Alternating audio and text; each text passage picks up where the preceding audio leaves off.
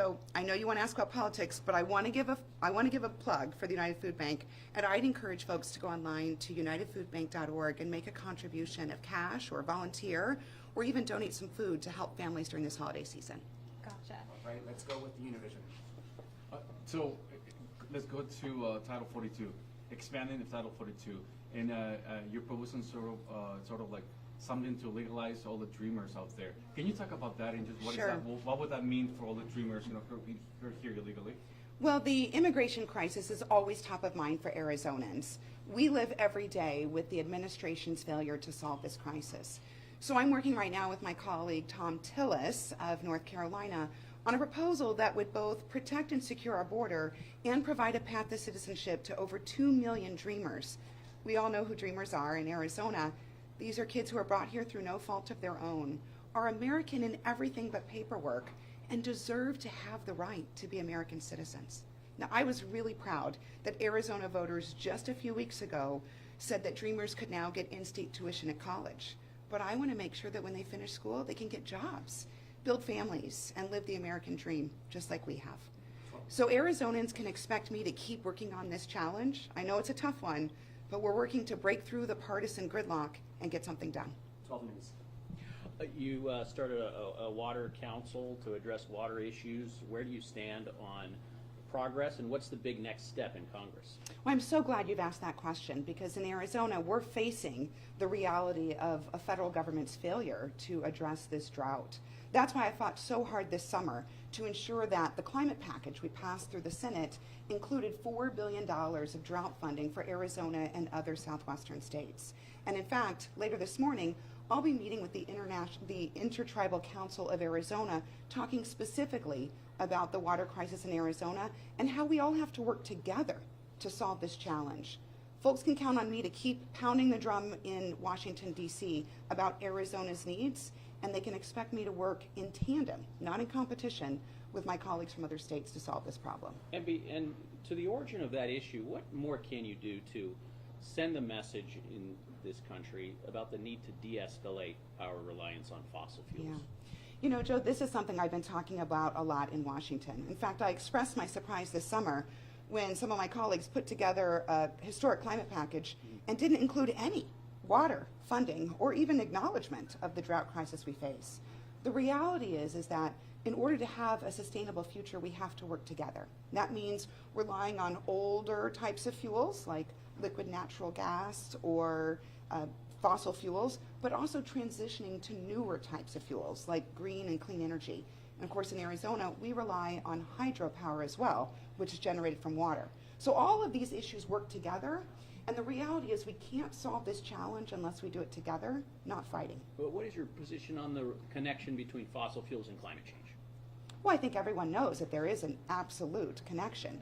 The reality is that we don't have the ability to power our country's needs solely on green energy right now. So we need a transition.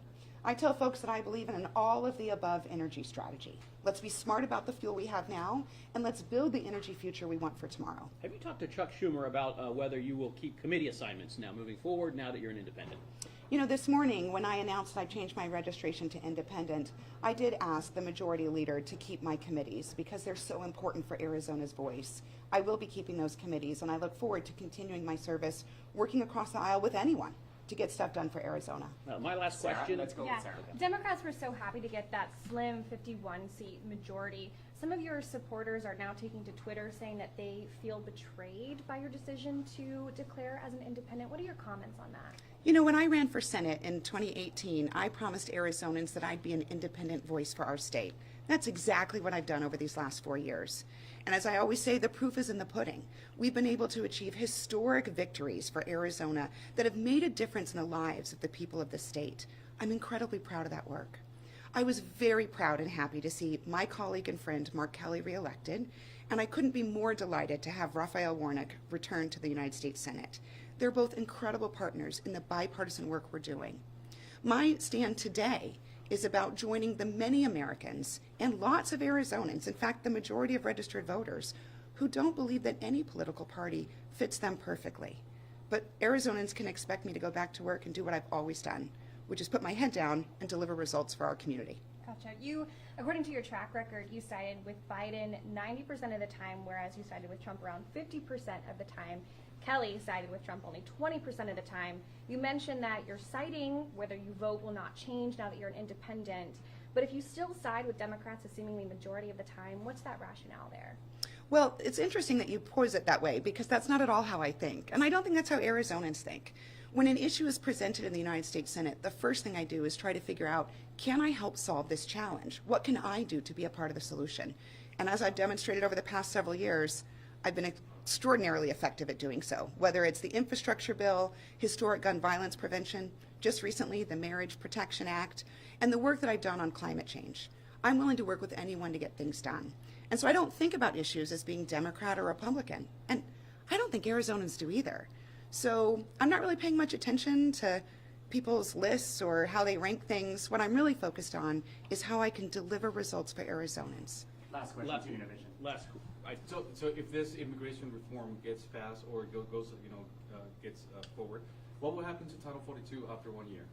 Well, the proposal that Senator Tillis and I have proposed would allow Title 42 to extend for 1 year while the administration stands up the reforms to asylum and make some changes to the process so we can secure the border and begin a process of legalization for dreamers. After that period, it would go away, and it would go away because we've changed the process of how individuals come into this country, where we can determine who wants to come to this country for good, provide a process for them to come in, and most importantly, keep out those who want to smuggle drugs or dangerous gangs into our country. Pablo and Senator, if it's okay, one last question. We have a reporter working on a story about the danger of rhetoric we're seeing in our civil discourse today. DHS put out a warning related to all kinds of demographics who are at risk. What do you observe as to the level of our rhetoric and the tone it's been taking in the last couple of years in politics? Joe, I think that question is incredibly important, and it speaks to why I think it's important for me to stand proud as an independent and say that I will not be a part of what I consider to be an escalating tit for tat, the angry rhetoric, the desire to get one over on the other party, the desire to punish each other. Everyone knows I don't function like that, and I think that good people who have different opinions can get along and work together. I've demonstrated that over the course of my career, and it's returned real results for Arizona. So folks have heard me say this time and time again. We should lower the temperature. We should remove the partisanship. We should try to solve our country's problems with unity, not with division. So I call on all individuals, regardless of their political affiliation, to seek to find understanding and caring for each other, rather than to escalate political rhetoric, to engage in this name-calling, which is leading to some dangerous behavior. Thank you. Thank you. Thank you, guys. So much. Appreciate it. I really appreciate that We're question. going to do a quick PSA on PSA. how Arizona's doing good on our Good. Sorry, we're stealing you're good. We're stealing your backdrop. Thank you. But I really want people to donate. So But